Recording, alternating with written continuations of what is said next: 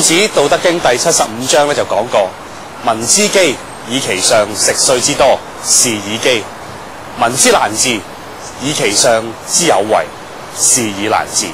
用而家嘅說話嚟講，即係話個政府如果苛徵重稅，市民呢就冇啖好食。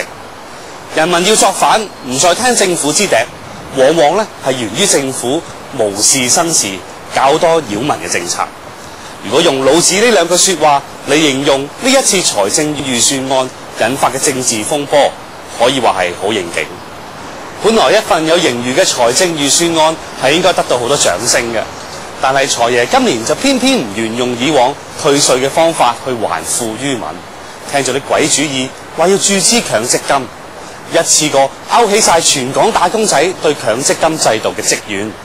搞到民怨沸騰，最後就要同建制派嘅議員一字排開，改口話要派錢，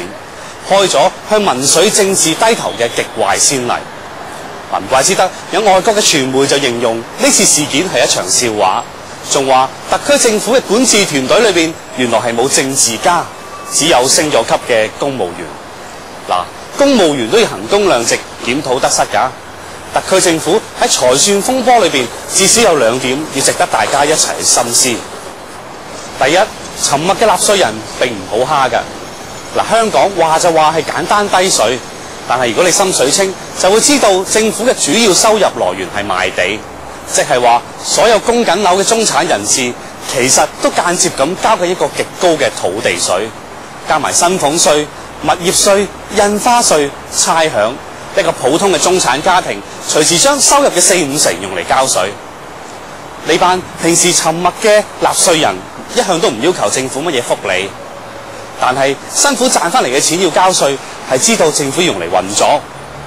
同時納稅人就會要求政府唔好亂咁使錢，如果有錢剩就好應該退稅減稅，並唔係好似煲呔曾咁講，喺預算案之前要求退稅減稅嘅聲音唔大，所以就唔使理。唔通特區政府喺度倡議緊一種民粹嘅政治，要越大聲先至係真理？第二，錯估咗市民對強積金制度嘅不滿。預算案開首話注資強積金，其實呢個逼金制度要打工仔9折出糧，行政費就高到諾貝爾經濟學家都話過唔合理，投資回報又偏低，資金自由行又無疾而終，打工仔好自然將強積金嘅不滿一次過爆發晒出嚟。而家財爺話改口派錢，其實冇處理到上述呢兩個問題，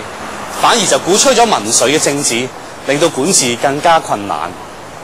計我話政府應該利用盈餘同儲備，打造香港成為無稅之都，取消薪俸稅，吸引人才，推動經濟發展。